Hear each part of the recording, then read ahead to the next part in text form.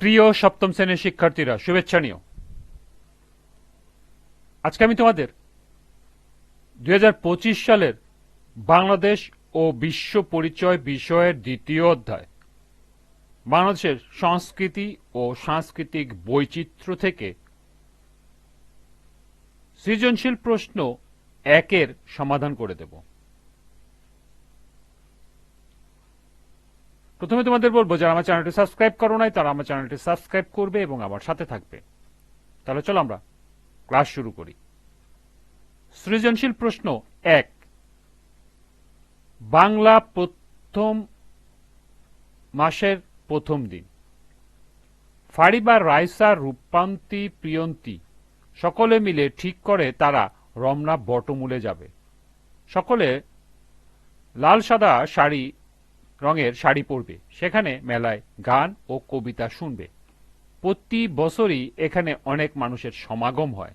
তারা মুখোশ পরে, গান গায়, অনেকে আবার মুখে ভিন্ন ছবি আঁকে। সারাদিন আনন্দ উচ্ছ্বাসে কাটায়। প্রথম প্রশ্ন, বাংলা প্রথম মাসের নাম কি? দ্বিতীয় প্রশ্ন, বাংলাদেশের কৃষি প্রধানত কিসের উপর নির্ভরশীল, ব্যাখ্যা করো। তৃতীয় প্রশ্ন, উদ্দীপকে বাংলার কোন মেলার কথা বলা হয়েছে, ব্যাখ্যা করো। এবং সর্বশেষ প্রশ্ন, বাংলাদেশের সাংস্কৃতিক বৈচিত্র্য বিকাশে উদ্দীপকে বর্ণিত মেলার ভূমিকা মূল্যায়ন করো। তো চলো এখন আমরা এই 4টি প্রশ্নের সমাধান দেখে নিই। প্রথম প্রশ্ন ছিল, বাংলা প্রথম মাসের নাম কি? এর উত্তর হবে, বাংলা বছরের প্রথম মাসের নাম বৈশাখ। বৈশাখ বাংলা নববর্ষের সূচনা করে। দ্বিতীয় প্রশ্ন ছিল, বাংলাদেশের কৃষি প্রধানত কিসের উপর নির্ভরশীল, ব্যাখ্যা করো। এর উত্তর হবে, বাংলাদেশের অধিকাংশ মানুষ তাদের কর্মসংস্থানের জন্য কৃষির উপর নির্ভরশীল। আবার বাংলাদেশের কৃষি আবহাওয়ার উপর অনেক বেশি নির্ভরশীল। বিশ্বব্যাপী জলবায়ু পরিবর্তনের প্রভাবে আমাদের দেশের আবহাওয়া অনবরত বদলে যাচ্ছে। ফলে কৃষিক্ষেত্রে নানা রকমের ফসলের সময়মতো উৎপাদন ব্যাহত হচ্ছে। অতিবৃষ্টি, বন্যা, ঘূর্ণিঝড় এইসব প্রাকৃতিক দুর্যোগ নিমিষেই কৃষকের ফসলহানি কারণ হয়ে দাঁড়ায়। আবহাওয়ার পরিবর্তনের সাথে সাথে বাংলাদেশের কৃষির গতি ও প্রকৃতি বদলে যাচ্ছে মারাত্মকভাবে। ভৌগোলিক অবস্থানের কারণেই বাংলাদেশের কৃষি প্রতিনিয়ত প্রকৃতির বৈরী পরিবেশের সাথে খাপ খাইয়ে এগিয়ে চলছে। অসময়ে খরা, বন্যার কারণে একদিকে কৃষক হারিয়ে ফেলছে অতি মূল্যবান ফসল সহ নানা জাতের বীজ, অন্যদিকে মাটি হারাচ্ছে তার উৎপাদনশীলতা। বৈশ্বিক উষ্ণতা বৃদ্ধি তথা জলবায়ু পরিবর্তনের ক্ষতিকর প্রভাবে প্রাকৃতিক দুর্যোগের প্রকোপ বৃদ্ধির ফলে বাংলাদেশে কৃষি নির্ভরশীল ক্ষুদ্র খামার ভিত্তিক জনগোষ্ঠী সবচেয়ে বেশি ক্ষতিগ্রস্ত হচ্ছে। তৃতীয় প্রশ্ন ছিল, উদ্দীপকে বাংলায় কোন মেলার কথা বলা হয়েছে, ব্যাখ্যা করো। এর উত্তর হবে, উদ্দীপকে বাংলায় বৈশাখী মেলার কথা বলা হয়েছে। বাংলা নববর্ষ উপলক্ষে দেশের বিভিন্ন স্থানে বৈশাখের প্রথম দিনে বার্ষিক যে মেলা বসে তাকে বৈশাখী মেলা বলা হয়। বাংলা সন চালু হওয়ার পর থেকে নববর্ষ উদযাপিত হয়। নববর্ষ উদযাপনের সঙ্গে সঙ্গে আরো আনুষ্ঠানিকতা যুক্ত হয়। বৈশাখী মেলা সেগুলোর মধ্যে একটি প্রধান অনুষ্ঠান। বৈশাখী মেলায় গ্রামবাসীর ঐতিহ্য প্রকাশ পায়। বৈশাখী মেলা বাংলাদেশের সমৃদ্ধ সাংস্কৃতিক ঐতিহ্যের একটি অঙ্গ। এ মেলায় মাধ্যমে পুরনো রীতিনীতি, লোকসংস্কৃতি এবং স্থানীয় শিল্পের প্রকাশ ঘটে। এটি স্থানীয় লোকশিল্প এবং কারিগরদের কাজের প্রদর্শনীতে সহায়তা করে। এদিনে বাঙালি মনে প্রাণে বাজে নতুনের গান। সবাই মিলে দেশের মঙ্গলের জন্য বের করে মঙ্গল শোভাযাত্রা। নানা কর্মসূচির মধ্য দিয়ে দিনটি তাদের সম্প্রীতির উৎসবে পরিণত হয়।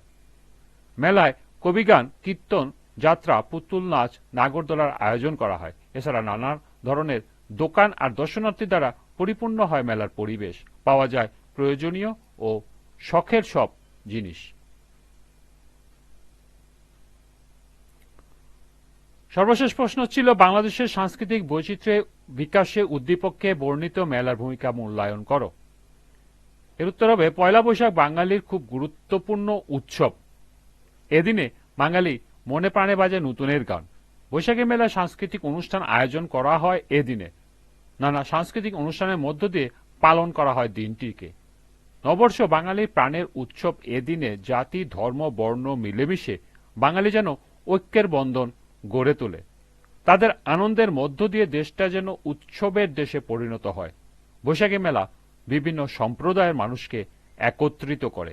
এখানে বিভিন্ন শ্রেণী পেশার মানুষ অংশগ্রহণ করে, যা সামাজিক যোগাযোগ এবং বন্ধুত্বের একটি প্ল্যাটফর্ম তৈরি করে।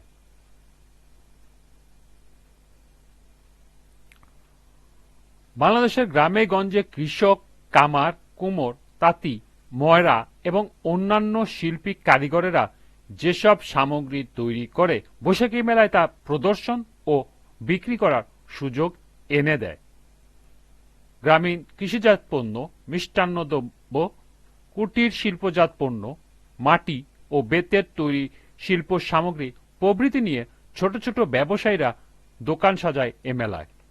বাঁশ ও তালপাতা রঙিন বাঁশি, ভেপু, একতারা, দোতারা, ডুগডুগি, কাঠের ঘোড়া, কাঠ, কাগজ ও বাঁশের পাখি, মাটির হাড়ি, থালা বাসন ইত্যাদি জিনিসের পসরা বসিয়ে ছোট ছোট দোকানিরা।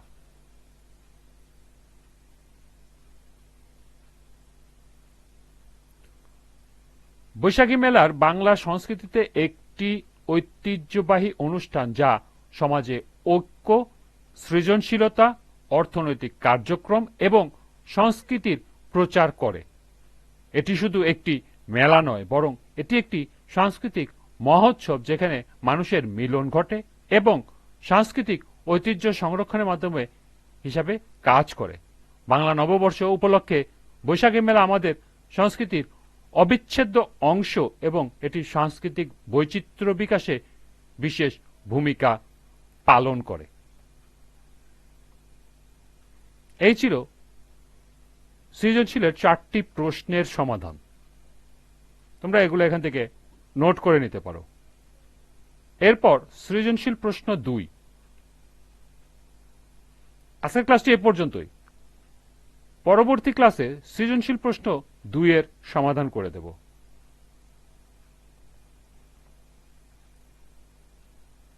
সবাইকে আবারও বলছি, যারা আমার চ্যানেলটি সাবস্ক্রাইব করো নাই তারা আমার চ্যানেলটি সাবস্ক্রাইব করবে এবং আমার সাথে থাকবে। সবাইকে পরবর্তী ক্লাস দেখার আমন্ত্রণ জানিয়ে আজকের মতো আমি এখানেই শেষ করছি। আল্লাহ হাফেজ।